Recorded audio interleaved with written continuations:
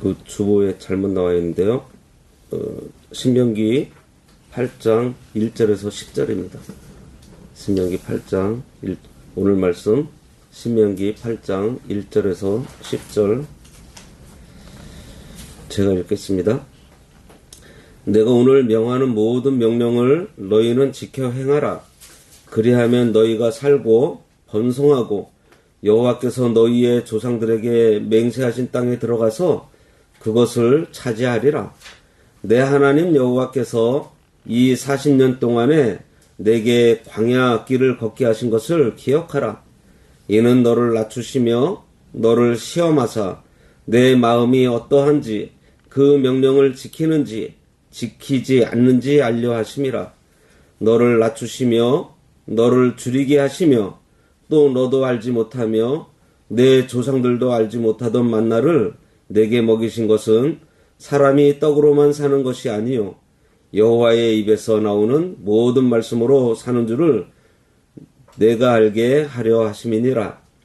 이 40년 동안에 내 의복이 헤어지지 아니하였고 내 발이 부르트지 아니하였느니라.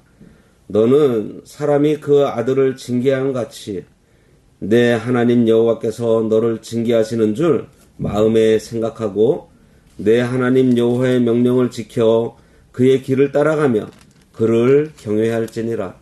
내 하나님 여호와께서 너를 아름다운 땅에 이르게 하시나니 그것은 골짜기든지 산이든지 시내와 분천과 샘이 흐르고 밀과 보리의 소산지요 포도와 무화과와 석류와 감람나무와 꿀의 소산지라.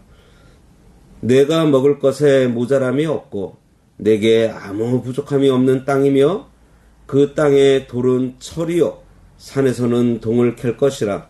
내가 먹어서 배부르고 내 하나님 여호와께서 옥토를 내게 주셨으므로 말미암아 그를 찬송하리라. 아멘. 오늘 말씀의 제목은 광야를 지나게 하신 하나님입니다.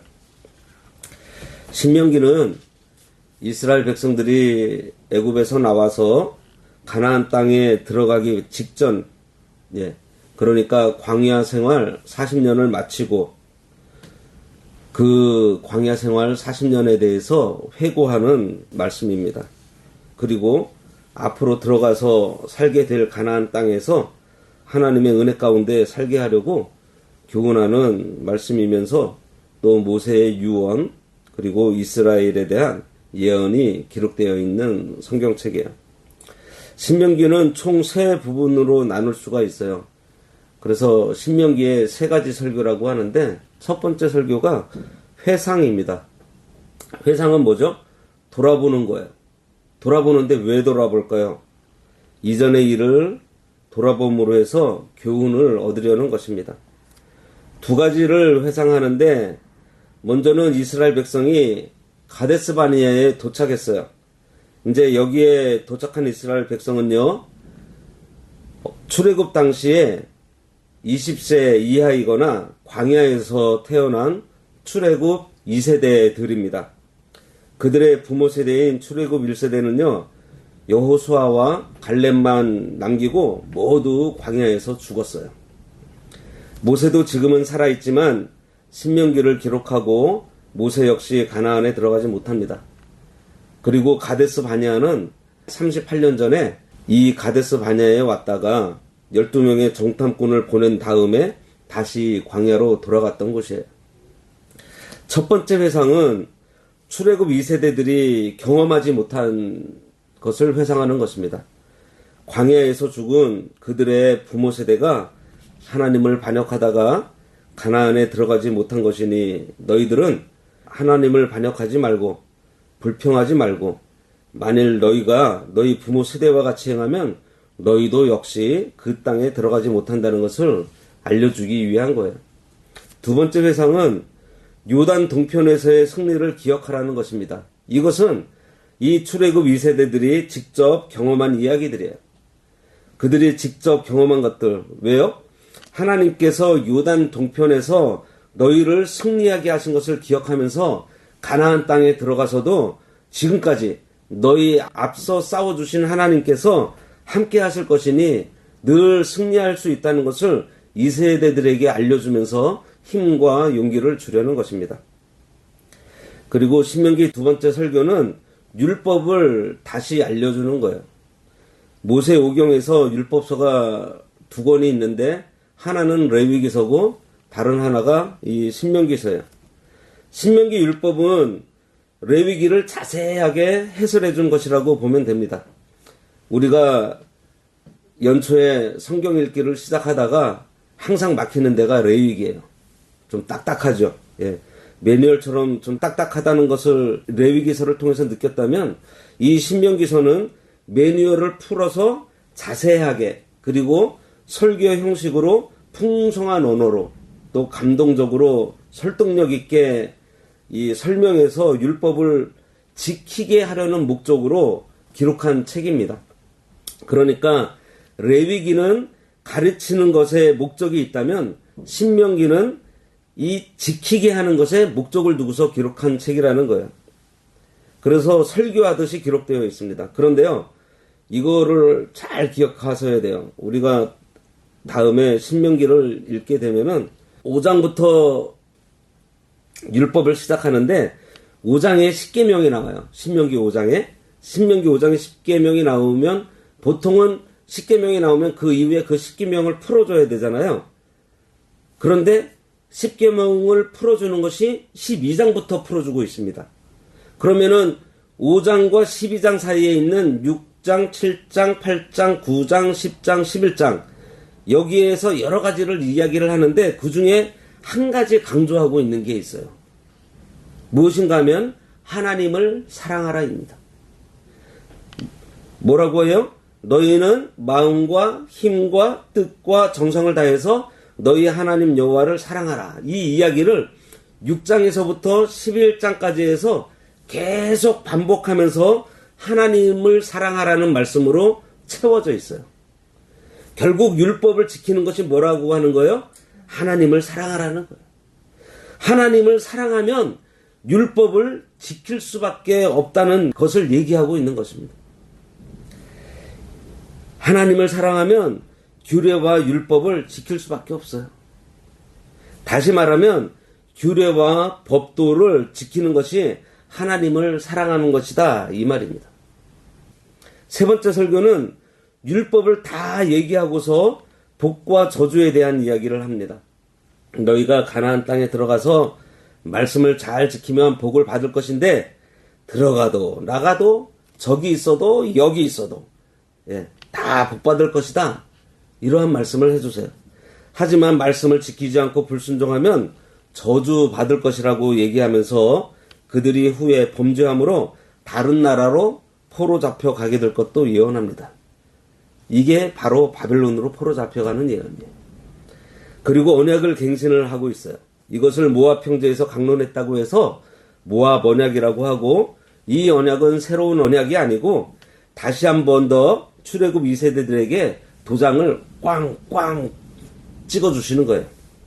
그리고 마지막으로 30장에서 하나님 사랑할 것을 강조하고 31장에서 34장에서는 여호수아에게 지도자를 넘기고 모세가 마지막 노래를 부르고 이스라엘 백성들 지파별로 축복을 합니다.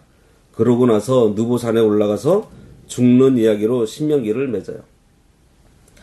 그중 오늘 보게 될 본문인 신명기 8장의 내용은요. 모세의 인도로 종살이하던 애굽을 떠나서 40년 광야 생활을 지나고 이제 가나안 땅을 눈앞에 두고 모세가 죽기 전에 이스라엘 백성들을 모아놓고서 유언과도 같은 의미심장한 내용으로 교훈하고 있는 성경입니다. 먼저 40년 광야 생활을 회상하고 앞으로 들어갈 가나안 땅에 대한 소망을 주고요. 가나안 땅에 들어가 살게 될 때 조심해야 될 것들을 당부하고 있어요. 한마디로 광야 생활과 가나안 생활을 가르치고 있습니다. 종살이하던 애굽에서 나와서 40년이라는 긴 훈련의 과정을 지나서 가나안 땅에 이르게 되는 것과 같은 우리의 인생이에요. 이스라엘 백성들은 애굽에서 나와서 가나안 땅에 들어가기 40년 동안에 광야에서 수많은 난관을 겪어야 했습니다. 물 없는 사막을 지났고요. 양식이 떨어질 때도 있었고 불뱀도 만났고 그 낮에 뜨거운 태양빛 아래에서 또 밤에는 추위와 지도자가 오랫동안 소식이 두절되어서 불안했던 일도 있었고 또 처음 맞이하는 전쟁도 있었고 또 땅이 갈라지고 삼킴을 받는 고라당 사건도 있었고 또 아론과 미리암이 반역하는 일도 있었고 이방인의 유혹도 있었고요. 견딜 수 없는 두려움과 불안함, 지루함, 답답함, 두렵고 짜증나고 원망스럽고 고달프고 불만스러운 환경이 연속되는 일들이 40년 광야 생활하는 동안 있었습니다. 이게 우리 인생도 마찬가지예요. 안정되고 편안한 삶을 기대하기 힘든 과정이 40년 광야 생활이에요. 가면서 임신하고 출산도 하고 아이들 키우고 결혼시키고 장례 치르면서 가야 하는 길이었습니다. 내일 일을 알 수 없는 삶이었어요. 단조롭고 지루했던 삶입니다. 내일 일을 알 수 없는 정처 없는 삶, 단조롭고 지루한 삶. 그러는 와중에 위대한 지도자 모세가 시퍼렇게 살아있는데도 이방 여인의 유혹을 받아서 음행에 빠졌던 이스라엘 백성들이었어요. 하지만 그러한 여정 가운데에서요, 여전히 하나님께서 보호하고 계심이 계속되고 있었습니다. 홍해 바다를 마른 땅으로 건너게 해주셨죠. 마라의 쓴물을 달게 해서 마시게 되고 구름기둥과 불기둥으로 보호해 주셨고요. 만나와 메추라기로 배를 채워주셨고 반석에서 물을 내서 갈증을 해소해 주셨고 70주 종려나무 12샘물로 인도하시고 이거는 한마디로 오아시스를 만나게 하신 겁니다. 전쟁에서 승리케 하셨고 그 아말렉 전쟁에서 모세가 손들면은 이기고 손 내리면은 지고 그러한 일이 있었잖아요.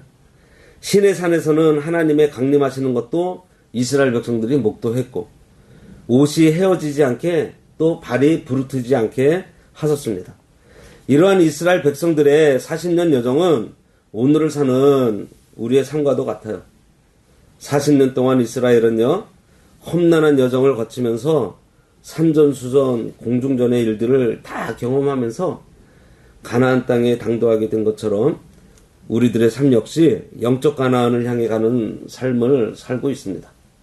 그 길을 가는 우리들에게 오늘 하시는 말씀이에요. 1절 말씀은요, 주제이면서 결론입니다. 내가 오늘 명하는 모든 명령을 너희는 지켜 행하라. 그리하면 너희가 살고 번성하고 여호와께서 너희의 조상들에게 맹세하신 땅에 들어가서 그것을 차지하리라. 그리고 2절에서 6절 말씀은 하나님이 이스라엘 백성들을 무려 40년 동안이나 광야에서 살게 하셨는지에 대한 이유를 말씀하고 있고 오늘을 사는 우리들에게도 해당되는 말씀입니다. 하나님께서 40년 동안 광야길을 걷게 하신 목적이 2절과 6절에 있어요. 그 목적은 16절에 있는데 마침내 내게 복을 주려 하심이라 입니다. 그 복을 받기 위해서 해야 할 것이 있어요. 먼저는 하나님께서 이 광야길을 걷게 하시는 이유와 목적을 기억하고 확신해야 하는 것입니다.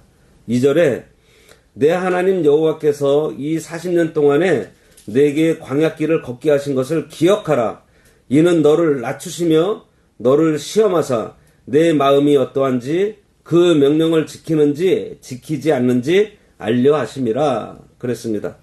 하나님께서 40년 광야길을 걷게 하신 목적이 있으니 잘 생각해 보라는 거예요. 애굽에서 가나안으로 가는 길은 상인들이 빠른 걸음으로 가면 일주일 만에 갈 수도 있는 길이고요. 여러 무리가 천천히 여정을 즐기면서 가도 2주일, 소나 양을 끌고 천천히 가도 2달이면 갈 수 있는 거리라고 합니다. 그런 길을 40년 동안 광야에서 지내게 하신 것은 이스라엘 백성들이 여전히 교만하고 이기적이고 세상 중심적이고 성격은 못됐고 만들어지지 못했으니 그거 만들려고 40년을 광야에서 지내게 했는데 지금 가나안 땅에 들어갈 이 순간 너희는 이제 좀 낮아졌는가 하고 질문하는 거예요. 그러면서 지나온 일들을 기억하라는 것입니다. 다시 말해서 이스라엘 백성들이 모세의 인도를 따라서 걸어온 지난 40년간의 여정을 잘 상고해 보라는 것입니다. 아무리 천천히 가도 2달이면 가는 거리를 왜 이렇게 오랫동안 걸어오게 하셨는지 생각해 보라는 거예요. 이스라엘 백성들이 모세의 인도를 따라서 가데스 바네아에 이르렀을 때 하나님은 가나안에 바로 들어가라고 하셨는데 이스라엘 백성들은 사람들을 보내서 먼저 정탐해 보자고 합니다. 마침내 그들은 허락을 받아서 40일간 샅샅이 가나안 땅을 정탐해요. 가나안 땅 크기가 우리나라 4분의 1 정도 됩니다. 그럽니다. 한 강원도 땅 정도. 그곳을 12명이 40일간 돌아다녔으니 구석구석 다니면서 아주 완벽하게 정탐했을 거예요. 그런데 정탐한 자들이 돌아와서 뭐라고 보고해요? 땅도 좋고 살기도 좋은 곳인데 거기에 사는 사람들이 너무 크고 강하다고 하면서 자기들 스스로를 메뚜기로 비유를 해요. 자기들 스스로를. 메뚜기 같다고 하면서 12명 중에 10명이 올라가면 죽는다고 보고를 합니다. 그뿐 아니라 차라리 애굽으로 돌아가자고까지 얘기를 해요. 그것은 그들이 하나님보다 자신의 판단이 더 지혜로운 줄로 여긴 것이고요. 하나님 앞에서 교만함과 불신앙으로 행한 것입니다. 그래서 하나님께서 교만해져 있는 그들을 낮추시기 위해서 40년 동안 광야를 돌게 하셨던 거예요. 어떤 사람은 정탐한 40일에서 하루를 1년으로 계산해서 40년 동안 광야 생활을 거쳐서 들어가게 됐다 이렇게 말씀하시는 분도 있더라고요.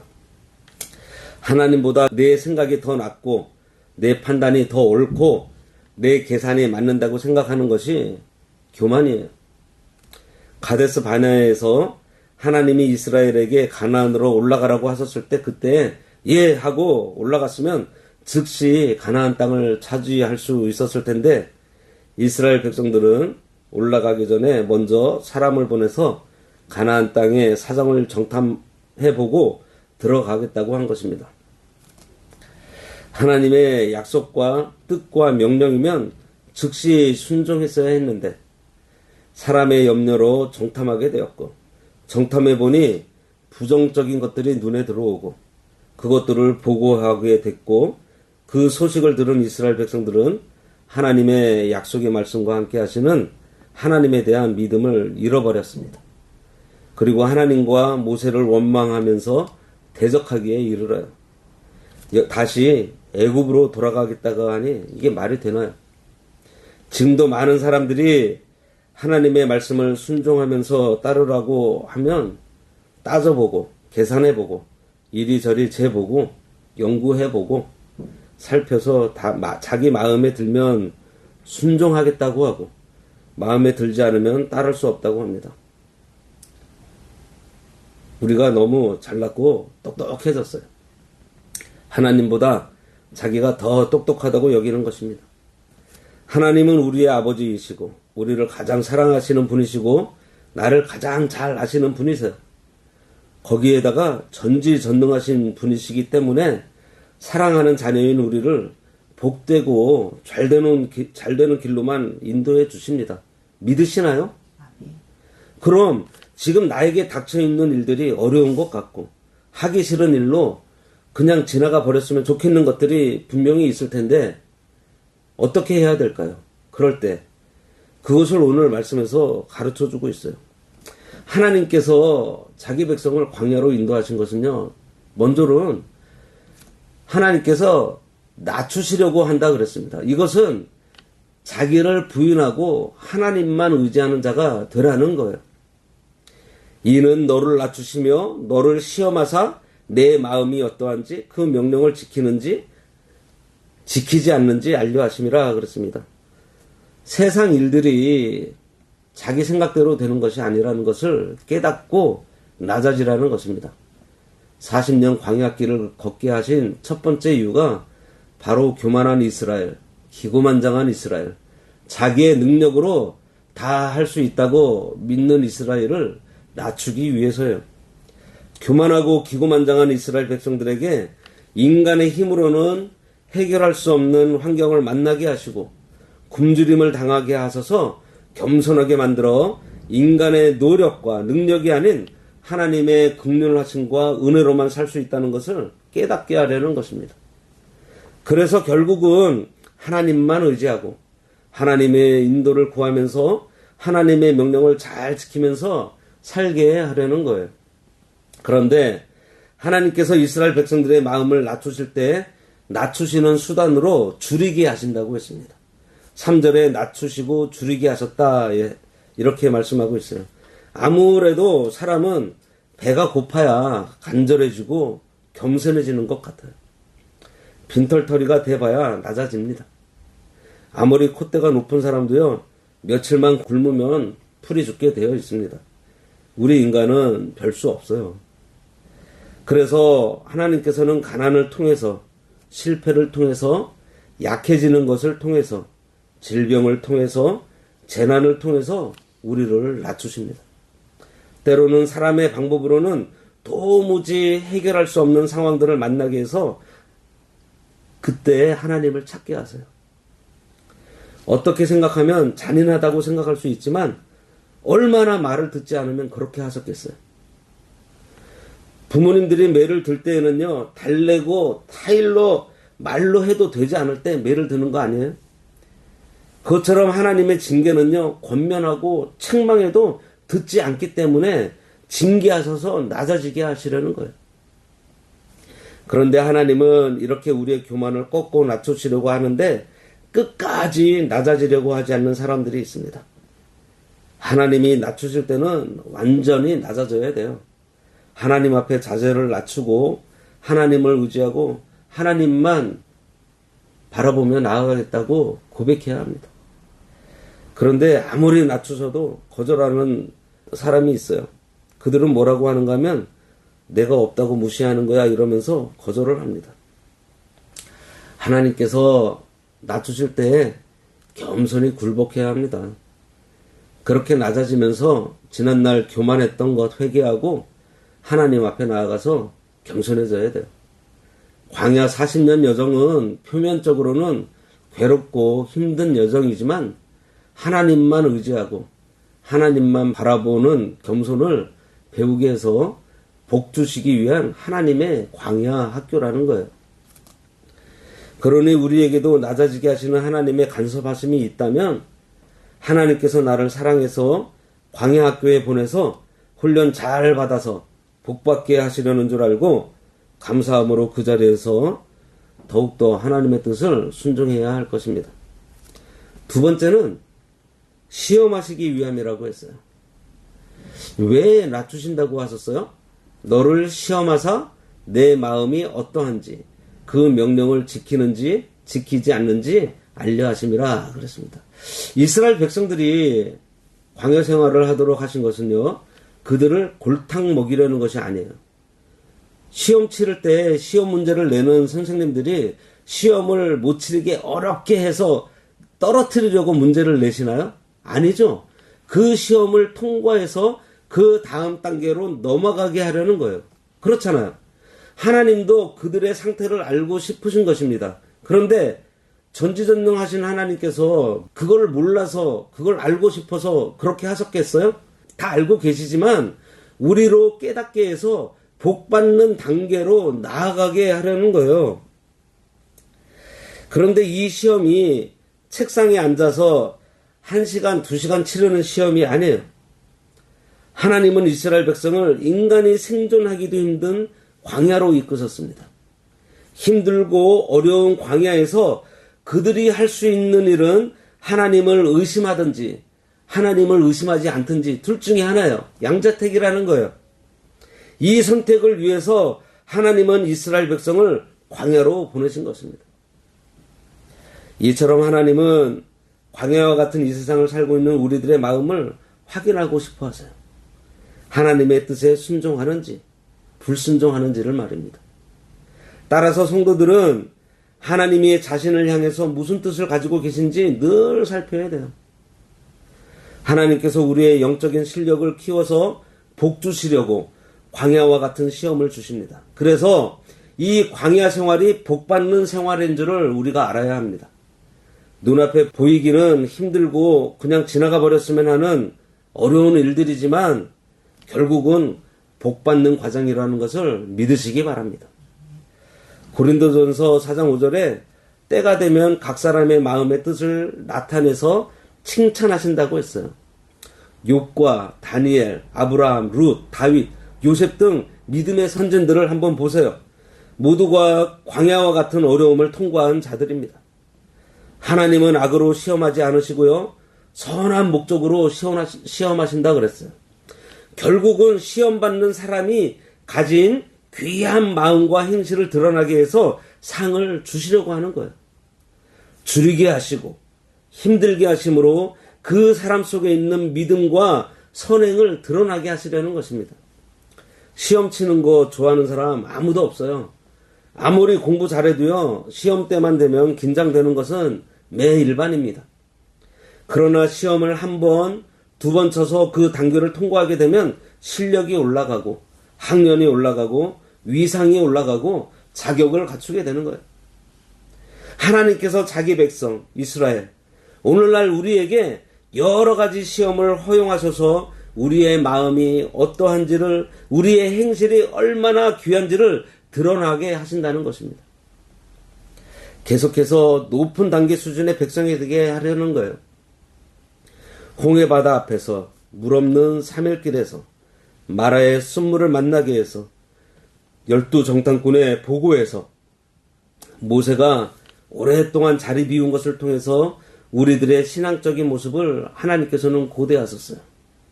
이렇게 하나님은 다양한 사건과 환경들을 허락하셔서 우리의 마음이 어떠한지, 하나님의 말씀을 귀히 여기고 잘 순종하고 있는지를 알려고 하십니다. 고린도전서 4장 5절에 그러므로 때가 이르기 전 곧 주께서 오시기까지 아무것도 판단치 말라.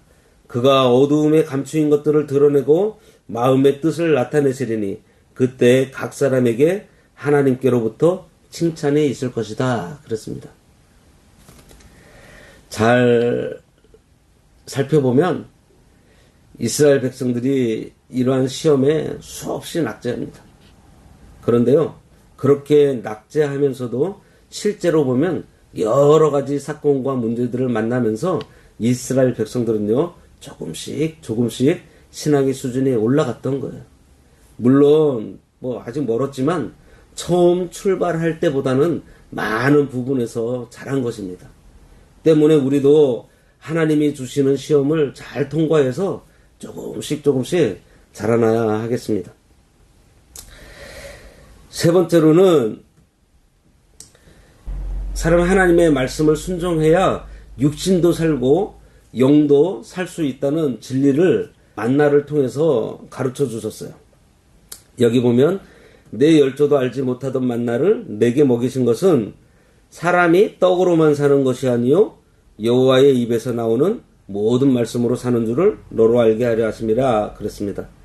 만나에 대한 기록은 출애굽기 16장에부터 나옵니다. 출애굽에서 출발을 하고 난 다음에 한 달 반 만인 2월 15일에 양식이 다 떨어졌어요. 200만 명 이상의 이스라엘 백성들에게 양식이 떨어졌으니 어떠했겠어요? 온 백성이 모세를 향해서 양식이 떨어져 죽게 되었다고 원망하기 시작합니다. 그때 모세는 하나님께 기도했고요. 하나님은 내일 아침부터 일용할 양식인 만나를 주시겠다고 하셨습니다. 그리고 만나는 아침마다 하얀 색깔을 띠며 눈처럼 내렸는데 그 모양이 가시 같다고 했어요. 씨앗 같기 때문에 여러 가지 음식을 만들어 먹기에 좋았습니다. 색깔도 희다고 했으니 시커먼 것보다는 보기에는 낫잖아요.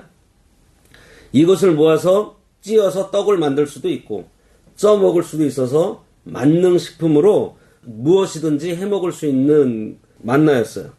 그런데 이 만나는 해 뜨기 전 이른 아침에 거두고 그것을 남기지 말고 그날에 거둔 것은요, 그날 다 먹으라고 했습니다. 그리고 안식일 전날은 예비일이니 그날은 이틀 분량을 거두라고 했어요. 만나를 거둘 때에는요, 각 사람이 하루 먹을 양인 한 오멜씩 거두라고 했습니다. 한 오멜은 한 사람의 하루 식량으로는 충분한 양을 말해요. 이처럼 하나님은 이스라엘 백성들에게 만나를 양식으로 먹는 법을 자세하게 말씀해 주셨습니다. 만나가 내리기 시작하자 어떤 사람들은 내일은 만나가 안 내릴지도 모른다고 해서 다음날 분량까지 거두어 막 모아두어요. 그런데 거두어서 남겨놓은 만나가 어떻게 돼요? 벌레가 생기고 썩어서 냄새가 나서 먹을 수 없게 되었다 그랬어요. 또 안식일 바로 전날에는 하나님께서 내일 안식일이니 오늘은 2배로 거두라고 하면서 이날은 썩지 않을 거라고 말씀하셨는데, 이때도 믿음 없는 사람들은요, 고집스럽게 매일 아침마다 만나가 내렸으니 내일 아침에도 틀림없이 오늘처럼 내릴 거야 하고서 안식일 전날 그날 먹을 만큼만 거둡니다. 그러면 그 다음날 안식일날 어떻게 돼요? 양식을 준비하지 않은 그 사람들은 그날 굶게 되었어요. 이렇게 믿지 않고 준비하지 않은 사람들은요, 안식일을 굶으면서 지내야 됐어요. 모세가 이를 보고 불순종하는 백성들을 책망했었습니다. 반면에 하나님의 말씀을 그대로 믿고 순종했던 사람들은요, 안식일 전날은 이틀분을 거두어서 보관해 놓았는데 하나님께서 말씀하신 대로 하나도 썩거나 냄새가 나지 않았어요. 그리고 하나님이 허락하시면 법궤 속의 만나처럼 오랫동안 썩지 않게 하실 수도 있다는 것도 보여주셨습니다. 만나를 항아리에 담아서 법궤 안에 둔 것은요, 오랜 시간이 지나도 썩지 않았어요. 하나님은 이처럼 전능하신 분입니다. 똑같은 만나를 가지고 썩게도 하시고 썩지 않게도 하시고 몇십 년을 법궤 안에 변질되지 않게 보존하기도 하세요.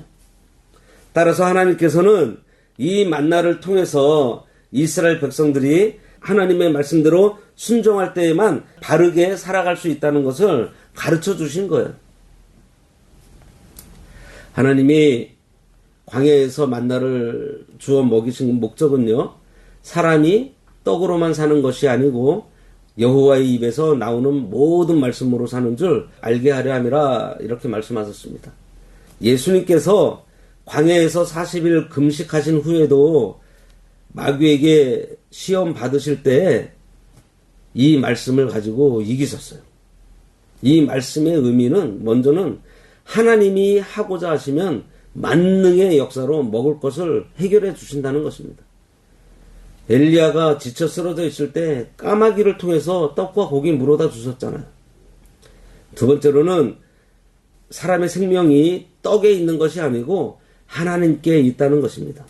하나님은 참 생명의 근원이 되셔서 모든 생명을 주관하고 계신다는 것을 알려주는 거예요. 세 번째로는 사람의 영은 하나님의 말씀으로 산다는 것을 교훈하고 있습니다. 사람은 영이 살아야 참으로 사는 거예요. 영이 중생하지 못한 사람은 이 육신은 살아있지만 죽은 자와 마찬가지입니다. 사람의 영이 하나님 말씀으로 살면 육신에게도 떡을 주어서 살려주세요. 그래서 떡으로만 사는 것이 아니라는 말씀을 지금 하고 있는 것입니다. 그리고 네 번째로는 장차 말씀이신 예수 그리스도께서 오셔서 당신의 몸을 생명의 떡으로 주실 것을 가리키는 것으로 만나는 예수님을 예표하고 있다는 것을 알 수가 있습니다. 예수님만이 참 길이고 진리이고 생명이 되신다는 거예요. 그리고 만나를 주신 또 다른 목적이 요한복음 6장 48절에 기록되어 있는데요. 거기에 보면 내가 곧 생명의 떡이니라, 너희 조상들은 광야에서 만나를 먹었어도 죽었거니와 이는 하늘에서 내려오는 떡이니 사람으로 하여금 먹고 죽지 아니하게 하는 것이니라. 나는 하늘에서 내려온 살아있는 떡이니 사람이 이 떡을 먹으면 영생하리라. 내가 줄 떡은 곧 세상의 생명을 위한 내 살이니라 하시니라, 이렇게 말씀하셨어요. 그러니 우리가 하나님의 말씀을 대할 때 성경 그대로 믿고 따라가면 돼요. 모든 만사는요 반드시 성경대로 되기 때문입니다. 전능하신 하나님께서 하신다고 하는데 무슨 더 할 말이 있어요. 그리고 4절에 보면 입는 것도 씻는 것도 하나님이 다 해결해 주셨다는 것을 알 수 있습니다. 이 40년 동안에 내 의복이 헤어지지 아니하였고 내 발이 부르트지 아니하였다, 이렇게 말씀하세요. 40년 동안 하나님께서 먹는 것뿐만 아니라 입을 것, 신을 것 등 모든 필요를 다 채워주셨다는 거예요. 이 말씀 가지고 40년 동안 옷이 헤어지지 않고 신발도 떨어지지 않도록 하나님께서 능력을 행하신 것이다 하는 분도 있고, 어떤 분은 뭐 그때그때 하나님의 능력으로 새로운 의복과 신발을 공급해 주셨다 이렇게 막 갑론을박 하시는 분들도 있더라고요. 근데 그게 뭐 중요하겠어요? 중요한 것은 그렇게 모든 필요를 채워서 하나님의 능력으로 헤어지지 않게 하셨든지 새로운 것으로 공급해 주셨든지 모두 하나님의 능력으로 해주셨다는 거예요. 중요한 것은 하나님께서 우리의 필요를 우리보다 더 잘 알고 채워주신다는 사실입니다. 군대에 가면 지금도 하는지 모르겠는데요. 천리 행군이 있어요. 천리면 400km입니다. 400km. 5일 동안 밤낮 없이 행군을 하는데 발에 물집이 잡히고 난리도 아니에요. 그런데 하나님은 40년을 걸어도 발이 부르트지 않도록 해주셨다는 거예요. 보통 사람은 이틀만 쉬지 않고 계속 걸으면 아무리 좋은 신발을 신고 있어도요, 발이 부르트를 것입니다. 그런데 하나님의 능력으로 40년 동안 성한 발로 좋은 신발도 없었을 텐데 험한 광야길을 걸어갈 수 있도록 해주신 거예요. 오늘날도 우리가 하나님의 말씀을 순종하면요, 하나님께서 함께 하시면서 우리의 먹는 것, 입는 것, 우리 삶에 필요한 것들을 다 채워주십니다. 하나님께서 교만한 우리를 낮추시고 시험하심으로 결국은 뭐 하시려고? 복 주시려고 광야길을 걷게 하셨다고 했어요. 그리고 그 길을 결코 우리 혼자 걷도록 하지 않으시고요, 하나님의 말씀을 우리들에게 주시고 그 말씀을 청종함으로 살 수 있다는 것을 가르쳐 주셨고요, 그 길을 항상 동행해 주시면서 우리의 모든 필요도 채워주시면서 인도하신다고 하셨습니다. 우리 앞에 어떤 어려움이 있나요? 하나님께서 시험을 치르셔서 더욱더 강한 당신의 자녀로 만드시려는 줄 알고 감사함으로 그 시험을 잘 통과해서 하나님께서 기뻐하시는 모습으로 성장하는 우리 모두가 되어야 하겠습니다. 기도하겠습니다. 하나님 아버지께서 광야와 같은 이 세상을 걷게 하신 것이 저희들로 낮추시고 시험하여 하나님께 합당하게 세워서 복 주신다고 하셨사오니, 이 광야와 같은 세상 우리들이 살아가는 동안 이스라엘과 같이 홍해를 만나고 갈함과 배고픔을 만나고 아말렉 같은 대적을 만나더라도 하나님께서 우리들에게 유익을 주시려는 줄 알아서 그 일들을 만날수록 더욱 말씀을 청종하는 저희들이 되어 이 광야길을 잘 통과하여서 영광의 하나님 아버지를 대면하여 기뻐하는 자들 되도록 늘 불기둥과 구름기둥으로 인도해 주시고 그 가운데 늘 감사하며 살아가는 저희들 되도록 역사하여 주시옵소서. 예수님의 이름으로 기도드리옵나이다. 아멘.